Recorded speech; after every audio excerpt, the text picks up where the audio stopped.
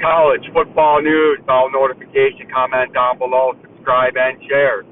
You get all that latest breaking college football news, and as the 2023 dust settles in the college football regular season, decides the greatest game in college football, the Army-Navy game this weekend. But we've shaken all the games out, and the blood has been left on the field in the final four teams to play in the CFP college football playoffs for that elusive college football national championship. We do have our last four teams. Florida State is upset. The Florida State fan base is furious. And Mike Knowles, or Norwell, is not happy at Florida State. Neither should they be. And I wouldn't be if I was a Florida State fan. But once Alabama won that game, once Alabama beat Georgia and knocked down the two-time defending national champions that haven't lost in 2.5 football seasons, right? We knew Alabama was going to be in. I had a slight suspicion they still might leave Georgia in and just shite Texas. But knowing Alabama was going to be in, Washington, Michigan were going to be in there, and the college football playoff, it made sense. You had to put Alabama after knocking out Georgia, right? And it would be just making no sense keeping Georgia and knocking out Florida State and Texas both. So it made sense to go Michigan one, which you had doing the Fighting Jim Harbaughs. And then number two, you had to go Washington. Yes, there was a case for Washington to be number one. More so if you're a Washington fan saying, yes, we should be number one. But Michigan's been number two the whole season, essentially. They've had three top 16 wins and two top 10 wins in the last 3 weeks, right? So they have played people now. They went on the road without their head coach, as the bobbling Jim Harbaugh was facing another 3-game suspension as he bookended the 3-game suspensions at the beginning of the season and to round out the regular season. They went on the road to Happy Valley to play a one-loss Penn State top 10 matchup in a hostile, the most hostile road environment in the Big Ten is Happy Valley, and there's no arguing that. I'm a Big Ten football fan, and that is the most hostile stadium in the Big Ten. But Michigan caught a break, you could say, playing them at noon instead of playing them in the whiteout at 8 p.m. night games, which are, if you don't have a good team, you're in a whole lot of trouble. And if you have a good team, you still could be in a lot of trouble, right? But it made sense where they went with the rankings, and we got the Fighting Wolverines taking the number one overall ranking for the first time in 26 seasons since the Rose Bowl team. When they won the Rose, they walked into Pasadena holding the number one ranking in the AP in 1998, and they walked out with the number one AP ranking and the national championship for the Fighting Wolverines back in 1997 season, 1998 Rose Bowl, right? And they hold that number one ranking against number 4 Alabama and the granddaddy of them all. And you couldn't ask for a better setting. If you're a Michigan fan, you couldn't ask for a better setting if you're an Alabama Crimson Tide and hop along to Nick Saban, the Fighting Nick Saban down there. It's a great matchup. Two legendary programs, two of the most historic programs in college football.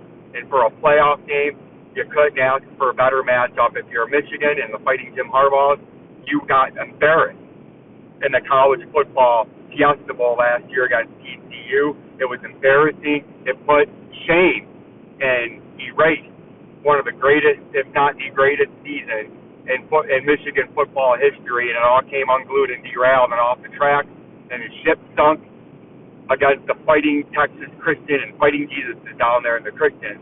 They couldn't beat the Hopping Christians and Horned Frogs, and they embarrassed themselves, giving up half 100. Defense looked confused. Offense was in shambles, fumbling on the 1-yard line, calling a horrible double reverse from about 4th and goal from, I don't know, a 4 or 5 yard line, a double reverse to the short side of the field. Horribly coached game, bad play calling, bad execution, and this is a chance for Michigan to take on the perennial powerhouse, the Alabama Crimson Tide, Jalen Milroe, who is not the best passer in the world, but his big arm, along with his elusiveness and his speed at quarterback and the running back. When he plays running back and he's on the run, he's the most dangerous quarterback in college football when he's running with his feet outside the pocket because he's got a big enough arm where he can throw the ball not 70, but 55 yards down the field and hit people while he's roaming the pocket. And then if he doesn't see anybody open, Jalen Milroe can run it for 50, 60, 70-yard touchdown. And he's as big as a running back. He's a big guy back there, and he's very dangerous. But if you're Michigan, this is a chance for redemption. If you're Jim Harbaugh, on your way out the door, what looks like you're going to be out the door at the end of the season, this was your team. This was the best recruiting class that you had. You got J.J. McCarthy, Blake Corum, Donovan Edwards, and the running back positions. You got a stable, a great offensive line, but you got two injuries. One, Zach Zentor, right? The first-round draft pick broke his leg against Ohio State, right? But you got a great offensive line. You got good wide receivers, the senior wide receivers. They came back for another season. Cornelius Johnson on one side. You got Roman Wilson on the other, right? You got a great freshman wide receiver giving you a good kick return in the Big Ten Championship game from Miles Morgan, number 82. You were loaded on defense. Will Johnson, best cornerback in the country. You got probably top three, if not the best defensive line in the country with the big fella, number 78, chasing down Keytron Allen from Penn State, 50 yards down the field with his speed, right? You got the team if you're Jim Harbaugh to get it done. You got 18 to 20 NFL players and 5 players that would have won in the top 2 rounds came back to run it back, right? Because they were embarrassed. They wanted to bring a national championship to the University of Michigan for the first time in 26 years, right? J.J. McCarthy's 26-1 as a starting quarterback.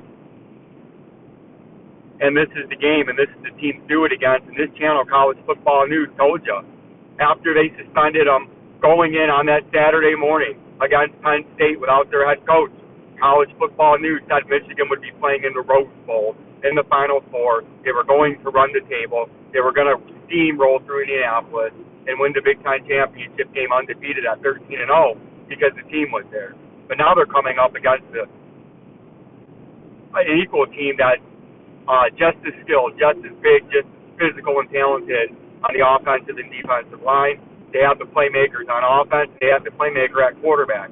And that's been a Michigan kryptonite, a running quarterback that has a big arm with skill and talented skill players around him. That's a Michigan kryptonite. Kind of fighting Jim Harbaugh on his way out the door, bringing that elusive national championship to the greatest university in America, the University of Michigan. They deserve a national championship. One would say, others would say they don't deserve a national championship because of all the Spygate, and they're saying they're going to end up have to vacate it, put an asterisk next to it later. If you're a Michigan fan, I say go ahead and put that asterisk next to it, the same way you did to Louisville when they beat Michigan in the basketball championship in 2013. I watched the game, and I seen Louisville push that trophy up. You can do what you want after and put an asterisk by it. I still watched the Louisville win the championship, right? Just like I still watched USC when they took that Heisman Trophy away and that national championship from Reggie Bush and the Trojans and Pete Carroll back in the day. I still watched them beat Michigan in a year. I still watched them win that national championship. And I still watched Reggie Bush for 14 games that season win the Heisman because he was the best player in college football, right? So he's still a Heisman Trophy winner. Everybody died. Seen him win it. We watched him accept the award, and we watched him win the championship. And then you got Washington and Texas, a Texas team that I think is going to be playing for a college football national championship. Yes, Washington is good, but I think Texas, as they're going to the SEC next year, they are built like an SEC team. They're built like a Big Ten team. They're physical up front. They're just like the prototypical Texas teams you would expect and had when they won national championships in the past. They got a big, physical, offensive and defensive line, and Alabama's seen that in Tuscaloosa when the Longhorns came rolling through town, and that big, physical defensive line bullied and pushed back and beat up all game and all day that Alabama offensive line. And Jalen Milroe was running for his life, not running because he wanted to, and he was getting sacked. He was getting hit. He was getting knocked down and he was getting made uncomfortable back there. And that's a team I think is going to be in the national championship game. And then the other one, I think it's a toss-up. I'm hoping it's the Fighting Wolverines and Jim Harbaugh because I am a Michigan fan. But if Alabama gets there, I think Nick Saban wins it all.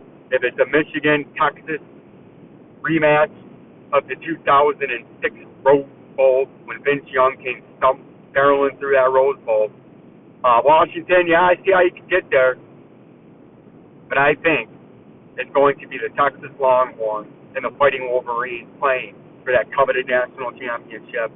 And I don't even know where they're, and Houston or where, I think it's at Houston they're playing it. I think that's college football news pick.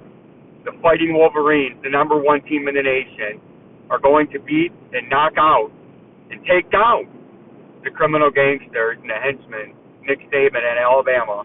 And I think the Texas Longhorns and Quinn Ewers are going to beat a very good Michael Penix, a very explosive, and maybe the best offense in the country with Michael Penix and those wide receivers out there. I think they're going to beat them in a shootout. I think the Texas Longhorns are going to win a 42-37 Fiesta Bowl or Sugar Bowl, wherever they're playing that game. I think it's the Sugar Bowl. I think they win 42-37, and they play for a national championship. And I think the University of Michigan. That's right, the Fighting Jim Harbaugh. That was the Fighting Jim Harbaugh list. 6 games of the season. They went 6-0 without their head coach. They got all seniors on the team. They got about 20 NFL players that are going to get drafted. They're big. They're physical. They're a very good, fundamentally sound football team. They don't beat themselves, but so is Alabama and the Nick Saban with Jalen Milroe, and that's the X factor. If the University of Michigan and that defense can't contain and keep Jalen Milroe somewhat in check and intercept him one time and force another fumble, Alabama Crimson Tide, if Jalen Milroe has 120 rushing yards, 225 passing yards, 2 touchdowns, and 1 on the ground, the Alabama Crimson Tide are going to hoist the national championship over the Texas Longhorns. But I think the Michigan defense and the Michigan offense have been waiting, they've been preparing for a full season to get back to this point, and this is it. There is no next year. After their next loss or their next 2 wins, it's all going to be in a rebuilding phase as Jim Harbaugh likely goes to the NFL, Sherrone Moore likely takes over the team, and a lot of players are going to be gone into the NFL draft, and they're going to be an 8-4 football team next year. This is it. This is the end of the line, and I'm predicting a 36-33. Nope, I correct that. A 33-26.